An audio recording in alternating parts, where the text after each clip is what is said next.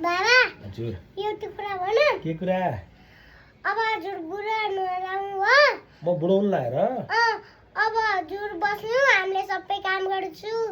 अनि हजुरले खाना नि हामीलाई खुवाइदिन्छौँ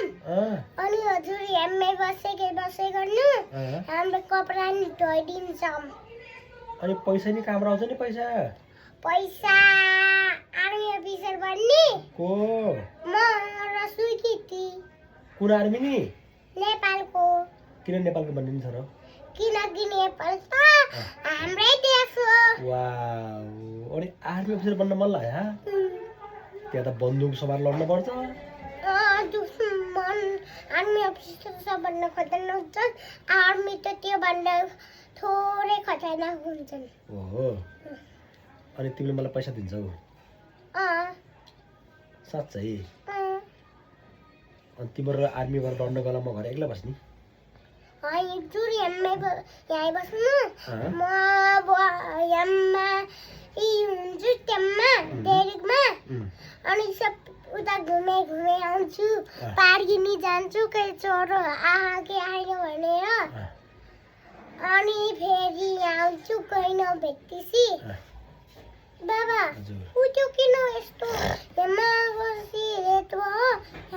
एउटा कुरा न म ठुलो भएपछि नेपालको आर्मी अफिसर बन्ने हो किनकि नेपालमा चाहिँ धेरै आगो लाग अनि चाहिँ मान्छेहरू मर्न लाग्छन् त्यही भएर अनि आर्मी बचाउँछन् अनि आर्मी त फेरि बन्दुक समारेर लड्न पर्छ गरे मैले हानिदिन्छु नि दुश्मनलाई हानिदिन्छौ अनि मलाई पैसा कति दिन्छ त पैसा मैले साँच्चै हजुरलाई नि माया गर्छु भाइलाई नि माया गर्छु अनि चाहिँ मेरो सबै परिवारलाई नि माया गर्छु अनि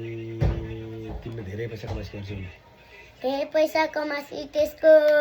चाहिँ आर्मीहरूको के चाहिने सामान किन्छु तिमीले नेपालको माया लाग्छ कि इन्डियाको आर्मी मान्छौ र इन्डियाको